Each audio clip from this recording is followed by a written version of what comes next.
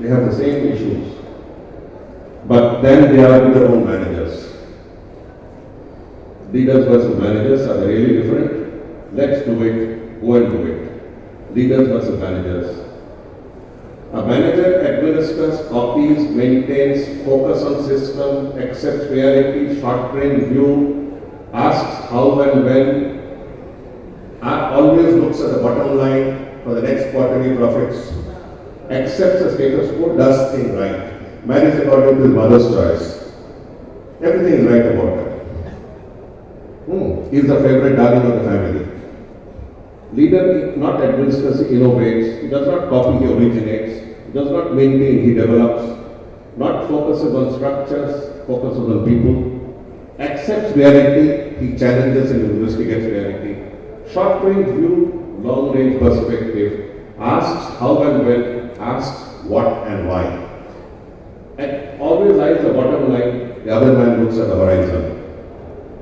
Accepts the status quo, challenges it, does things right.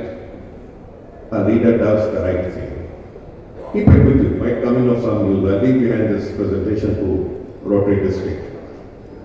Innovation distinguishes between a leader and a follower. Steve Jobs' formula. People who are crazy enough to think they can change the world are the ones who do so. He proved it in his own life. Push for perfection. When every product was final, this is a story from his life, people have read his life. Jobs hit the pause button and went back to the drawing board and said, iPhone's aluminum case, I just don't like it. Everything was complete. iPhone is about to be launched, I don't like the aluminum case. Guys, sorry, we have to change it. You go back by 1 year. iPod was slightly rounded. He said slightly rounded. He said, just next. That will do. I had an episode with Mrs. Gandhi. This question for perfection, I must tell you the story. In 1978, I was SDO Barrackpur in charge of Salt Lake and all these places. And I was in charge of Calcutta Airport. In 78, Mrs. Gandhi was indicted in a theft case in Manipur.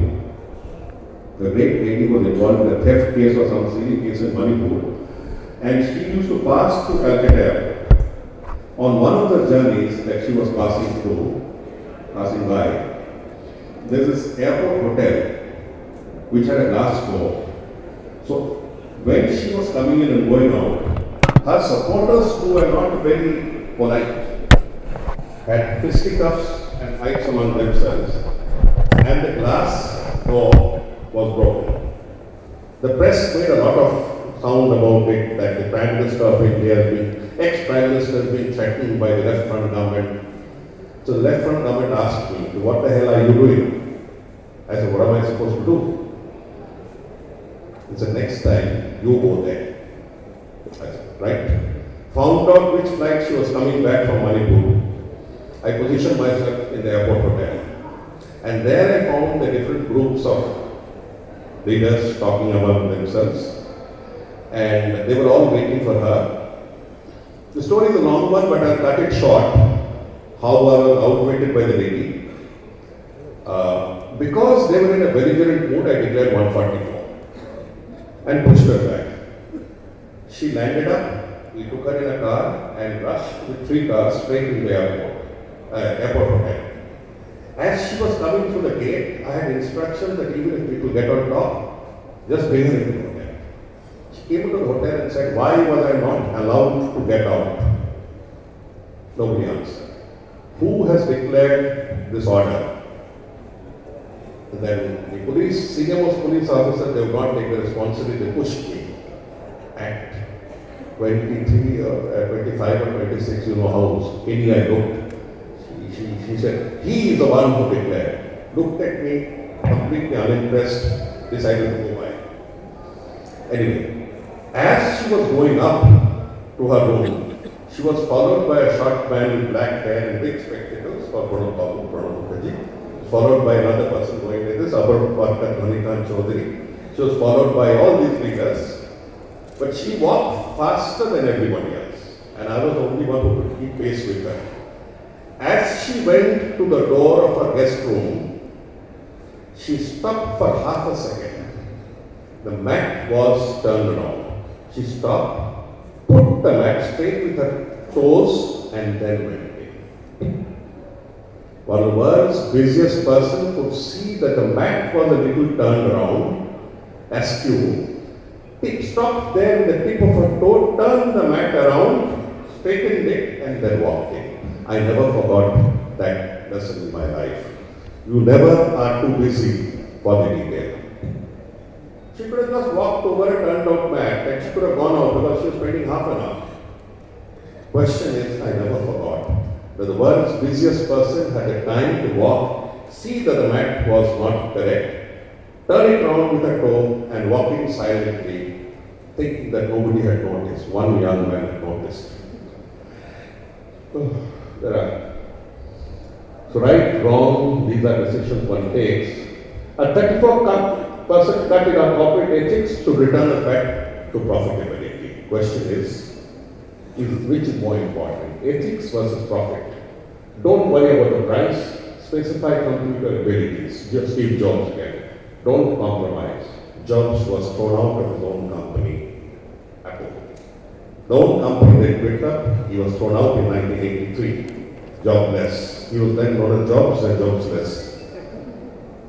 When Jobs returned, he shifted Apple's focus back to making innovative products. iMac, iPad, iPod, iPhone, PowerBook. Great products will bring in great profits. He proved this point. That's it. We never compromise on ethics, and there is another in the Section 120B. You know why 120B? And Section 420. You know what Section 420 means?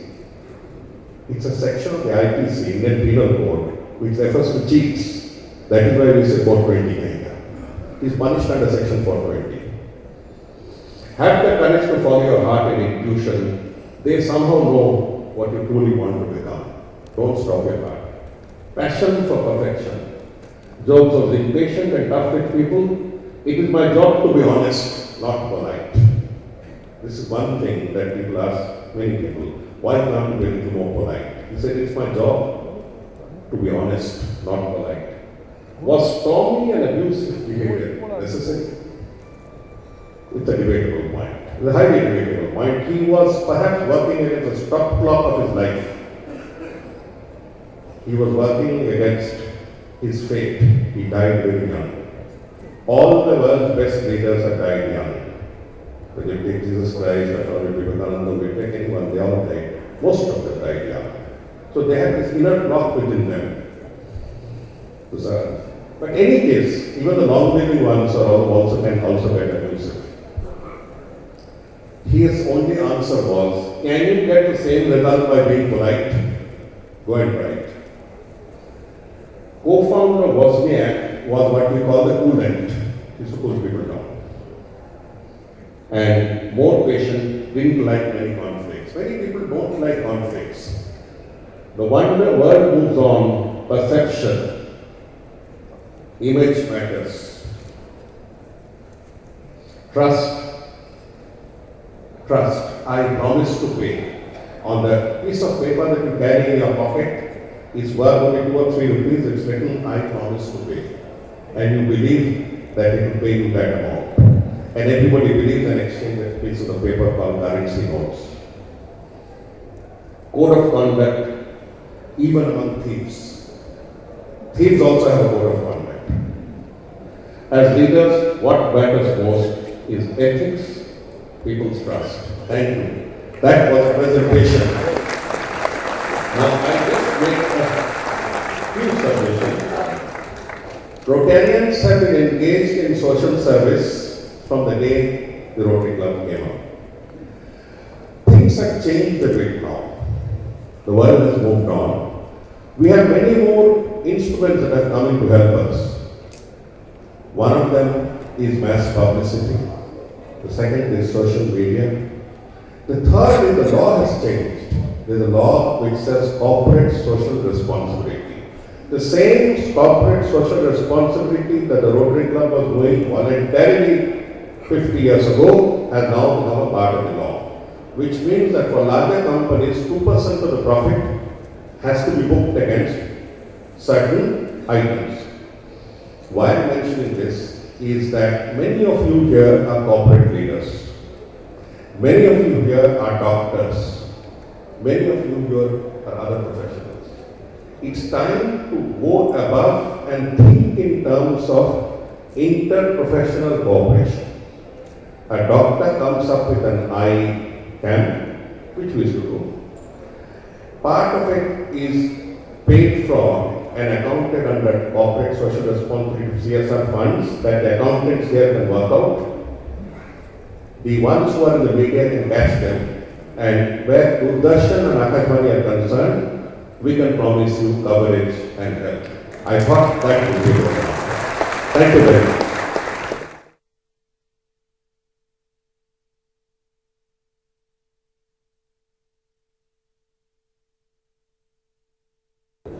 Good morning, Rotarian Pinaki Ghosh, Prabhu Mukherjee, for the reason, Dr. Bharat Party. Friends, 12 o'clock, so I'll have to move on. But it's always a pleasure to be in Calcutta, and always been a great pleasure for me for the last 40 years to be with Rotarians in some form or the other. I've been associated but never joined for reasons that I have not been able to make clear. Now, I will make a small presentation. Is it good? Okay. Is somebody going to tap? I thought of a subject to speak on, and the one that struck me today, it's been bothering me for quite some time, is why the most successful leaders, the most successful Indians, get into problems. Just think over it. Whether it be Rajat Gupta, I can go and give you other names. Though something must be basically wrong somewhere. So I chose a subject called leadership and ethics. Now before we come to the point of leadership, I'll tell you a little story about a little girl. And it's a true story. A little girl was wandering around the airport with a little dog. Very confident girl. So when the air hostess of the airport staff got to her and asked her, "Little girl, are you lost?" She said, "No." "You're not lost?" She said, "No, I'm not lost. My parents are lost." Lost. It's the parents who got lost. It's a view of life. Now, leadership is something that one picks up through a lot of encouragement, and I will start my presentation now. What is leadership? It's an ability to influence a group for achieving a vision or a set of goals. Alibaba was also a leader. He had a different set of goals. It requires to look above the ground, challenge status quo ideas. That is the most important. Create a vision for the future. Leaders inspire, coax and guide. This is the crossroads that a leader has to choose from. Ethics is only one of them. Dilemma, morals, compliance, wrong, benefits. There are a lot of other signages that greet a person. Ethics are a set of moral principles that influence people to make decisions. Now, without this particular integrated chip, everything else goes wrong, as you'll see. Values of an individual or society are inculcated by the social economic system, or by religion, or by family, or by beliefs. The most important thing is there are no absolute values. This is absolutely correct and that is absolutely wrong. It's always in comparative terms, but it's always higher than common day temptations. Leaders why do they need ethics? They need leadership. This is a simple point that I make after 40 years in the system. For emerging as professionals, not as mercenaries. This is one thing you must remember. At the end of the day, one could be a successful doctor, but behind your back, people will say you are mercenary. That does not help person's image. Larger groupings are appearing in society. Society that was in very small terms are now emerging in larger groups. Politics, business, sports, culture, media. Therefore, this calls for the rules of the game. As long as it's a small group of 20 people, one can keep talking and keep sorting out equations. When to the larger group, like we have today, there are rules of the game. Some of those who broke the rules of the game are disasters and wrong. You remember the beautiful lady coming and talking to a senior minister? It was a disaster and wrong. Lemon Brothers, Berry's Bank, Anderson. 4 glaring examples of top firms that crashed before our eyes. Doomed to unethical practices, filing of accounts, our own examples of the man who was followed like God in the 1990s, Harshad Mehta. He used to stand in front of the best cars, Rajat Gupta, a personal friend, Satyam Raju, Rotary. I hope I made my point clear. Leadership ethics, is it borrowing or stealing? Ethics are trust, and trust are the foundations of leadership. May it sound like Gautam Buddha, but let me tell you, it works. And that is why people still remember Buddha. Leaders believe in value, act on values, beliefs openly and candidly. They are considered as ethical people. Leaders build trust, share information, encourage communication, and stick to ideas. They may make profits, they may make huge advancements, but there is something that distinguishes them from just. Question of trust is that if you come too close to some of this trust, you will see a different picture. Now, this is a comparison that I have made. It takes neither genius nor heroism to be a manager. In place of manager, you could say bureaucrat. In place of bureaucrat, you could say secretary. In place of secretary, you could say something else. It does not require genius or heroism, but persistence, tough-mindedness, hard work, intelligence, analytical ability, etc. Leaders are very different. They differ in motivation, personal history, and in how they act, how they think and act. This is a typical manager or a bureaucrat. Tells us about it, take me this way, you fools, my leadership is at stake. You force another, exploits others to go ahead. Organizations are by nature conservative, whether it be anything. A bureaucracy is conservative. Good company is also very conservative. A university is very conservative, a laboratory is very conservative, everything is conservative. Conservative means in an organization, a system with a logic of its own, even a family, I think families are most conservative. And the weight of tradition and inertia. Successful methods tried out in the 19th century, therefore they should work in the 21st. The deck is stacked in favor of the tried and proven methods or ways of doing things and against taking risks and striking out in new directions.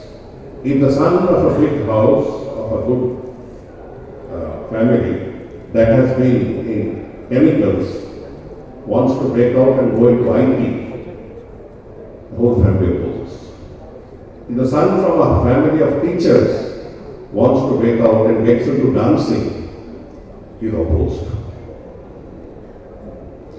This ethic fosters a bureaucratic culture. Leaders make challenges to meet the challenge of the marketplace. Leaders must recognize changes in customer needs and desires far ahead. Far ahead. You have to understand understand, to go far ahead, you need to deconstruct your mind. To have the right products in the right places, at the right time, in the right quantity. That applies even to medicine.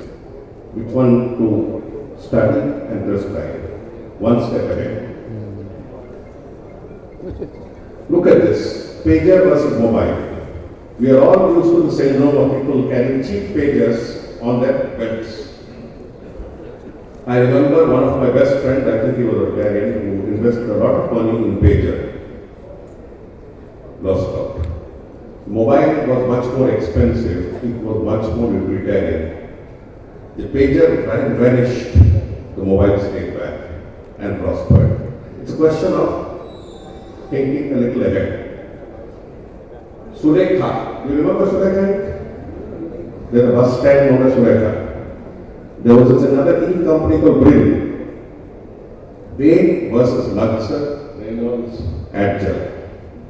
Just thought ahead. There was a time when banks would not accept a dot pen. Now banks insist on dot pens. They don't accept fountain pens. It's a question, the world will ultimately change around. It will ultimately change around. You have to have the patience to be different. Surekha versus Reynolds. Do you remember Kamalana stores? Do you remember Vachal Molla? They were ahead of their times. But when the challenge came, they lost. What went ahead? Either shopping mall and supermarkets. Kamalana was the first one to think of supermarket. And Kamalana should have expanded on that model and gone far ahead. It went on the wayside and shopping malls took over. These are some of the examples of how one needs to innovate or drop off. Do you remember Pilot and Wilson pen? Pilot pen? Hardly there is a cheap model because of Amitabh Bachchan. Hardly there. And Wilson pens, Wingsun pens, they've all gone. What has survived? Parker survival.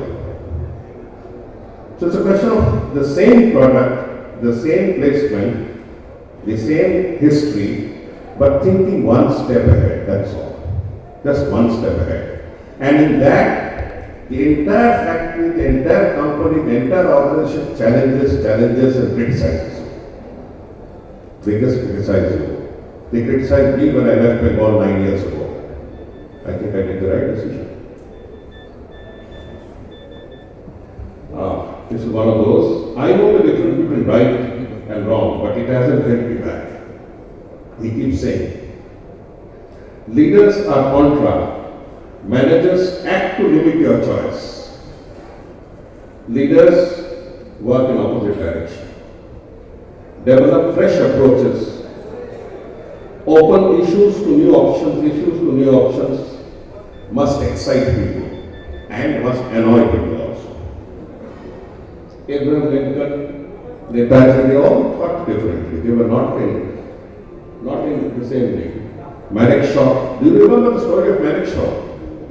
When Bengal was getting excited or very agitated about what was happening in Bangladesh, Manekshaw was called over by the Prime Minister, the Lady of Steel, and asked that you get your tanks ready, we get into East Pakistan. She said, no madam. Why? So this is the month of May, June. Within the next 3 months, no tanks will be able to move into Bangladesh territory. My tanks will get walked down. It is a political decision. It's there on record. He said, no madam, it is my professional decision not to walk it down. He knew he could have been sacked. He went back, prepared his army, waited till the monsoons left, the soil of East Pakistan dried up and made one swift victory. He was the second man to declare field marshal. No matter. Running contract. Steve Jobs, he is one of the heroes. Leaders take risks. Sam Manekshaw said that he had more butterflies in his stomach after he walked out of Mrs. Gandhi's room than he had facing the enemy. But he did it. When to say no? Leaders work from high-risk positions, often temperamentally disposed. Sometimes tempered, sometimes mental. That is temperament. And then to seek out risk and danger. They seek out risk and danger. When others seek comfort, where chance of reward appears promising. Business leaders or leaders are more closer to artists, scientists, and creative thinkers than their own.